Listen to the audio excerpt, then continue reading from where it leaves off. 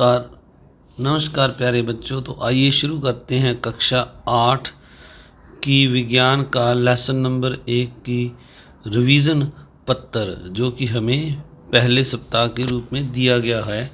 तो सबसे पहले यहाँ पर जो है वैकल्पिक प्रश्न नंबर 1 है, फसल उत्पादन में सुधार के लिए सुझाव दीजिए।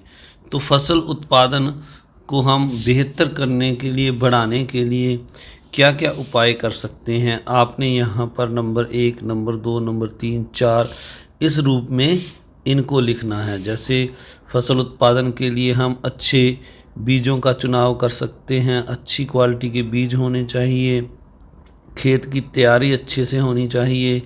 इस तरह जो है आप लिख सकते हैं, समय समय पर खेत में से जो खरपतवार होते हैं उनको हमें निकालना चाहिए। इसके अलावा आप जो है सिंचाई लिख सकते हैं, भी सिंचाई है जो वो भी समय समय पर हमें खेतों में करनी चाहिए। इस तरह आपके दिमाग में कोई और सुझाव आ रहा हो सुधार के लिए तो वो भी आप इसमें लिख सकते हैं।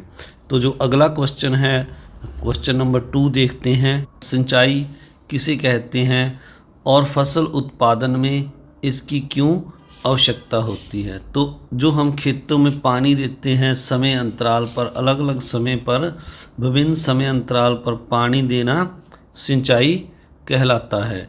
और फसल उत्पादन में इसकी क्यों आवश्यकता है? अच्छी फसल लेने के लिए इसकी बहुत आवश्यकता है।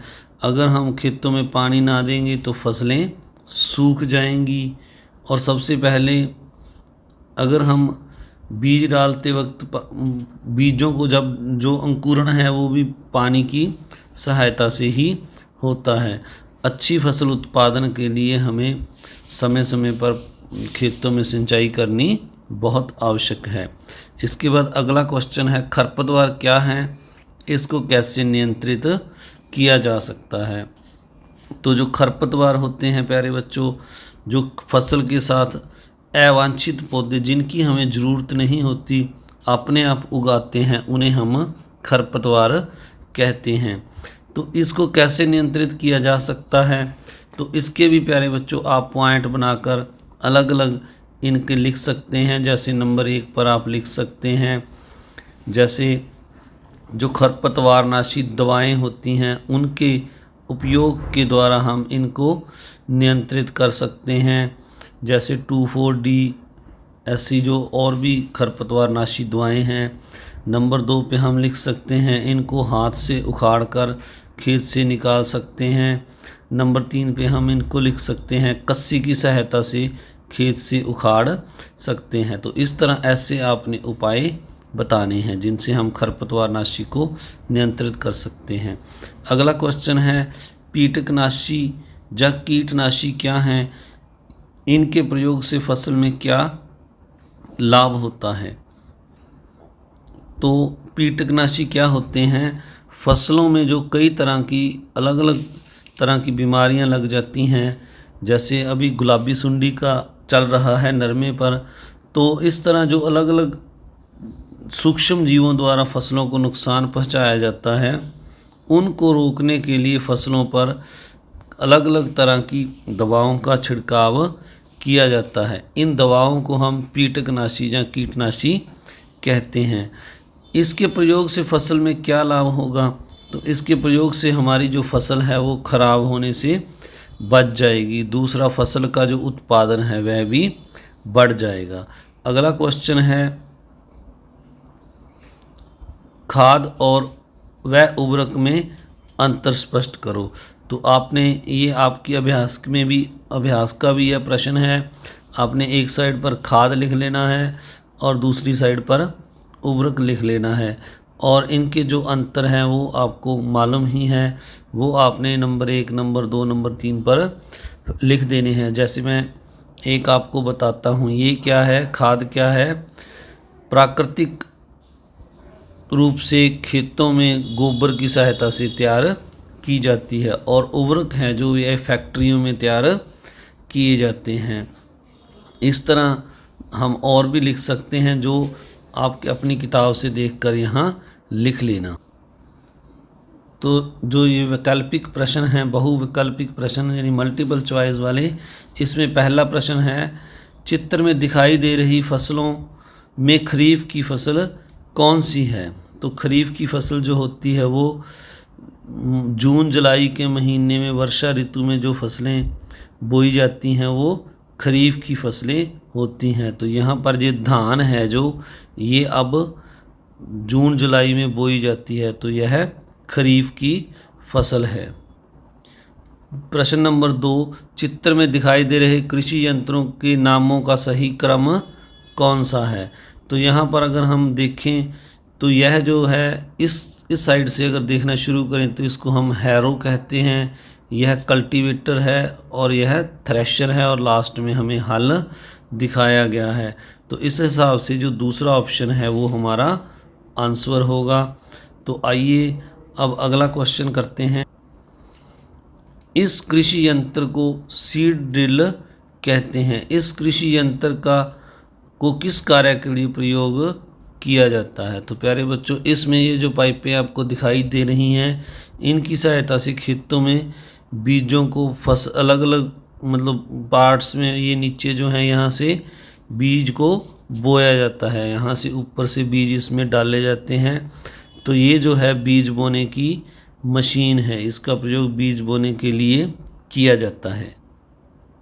तो 4 नंबर क्वेश्चन है, चित्र में दिखाया गया पदार्थ गोबर के गलने सड़ने से प्राप्त होता है, इसको डैश कहते हैं। तो गोबर जो है प्राकृतिक पदार्थ है, इसके गलने सड़ने से खाद बनती है। तो इसका जो आंसर है नंबर 4 खाद आएगा। प्रश्न नंबर 5 है, आपका गेहूं का खेत चित्र में दिखाई दे रहा है, इस सिंचाई के लिए कौन सी विधि उत्तम रहेगी। तो यानी इस जो खेत में गेहूं को बीजते हैं उसके लिए कौन सी विधि सिंचाई के लिए उत्तम रहेगी। नंबर 1 पर नाली से, नंबर 2 टपका विधि, नंबर 3 फुहारा, नंबर 4 रहट। तो इनमें से सबसे जो बढ़िया विधि है वो नाली से है। आइए अब अगला क्वेश्चन करते हैं। प्रश्न नंबर 6, चित्र में कुछ कृषि यंत्रों कृषि से संबंधित क्रियाएं दिखाई दे रही हैं, इन क्रियाओं का सही क्रम क्या है। सही विधि क्रियाओं को करने का सही क्रम क्या है।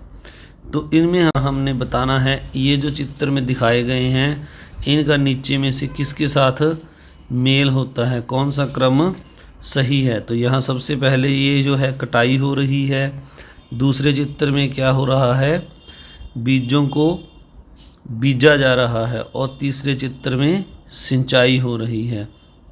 तो जो पहला ऑप्शन है कटाई, बुआई और सिंचाई, ये हमारा सही है। तो इसका सही ऑप्शन 1 नंबर होगा। तो आइए अब अगला करते हैं। यहाँ क्वेश्चन नंबर 7 में लिखा हुआ है, चित्र में दिखाई दे रही रबी की फसल की कटाई कब की जाती है। तो इस फसल को हम किस महीने में, कनक यानी गेहूं को किस महीने में काटते हैं। तो इसका जो सही समय है वो मार्च और अप्रैल के महीने में इसकी कटाई शुरू हो जाती है। तो आइए अब अगला क्वेश्चन करते हैं। अनुपयोगी पौधों को फसल से हटाने की प्रक्रिया को क्या कहते हैं। तो अनुपयोगी पौधों को फसल से हटाने की प्रक्रिया को निराई कहते हैं। तो इसमें निराई पर टिक लगा देंगे। इसके बाद अगला क्वेश्चन, यूरिया में किस तत्व की अधिकता होती है। यूरिया जो खाद उर्वरक है इसमें कौन सी तत्व अधिक मात्रा में होता है। तो इसमें हमारा नाइट्रोजन अधिक मात्रा में होता है। तो आइए अब अगला, नाइट्रोजन के बाद राइजोबियम जीवाणु किस फसल के पौधों की जड़ों में उपस्थित ग्रंथियों में पाया जाता है।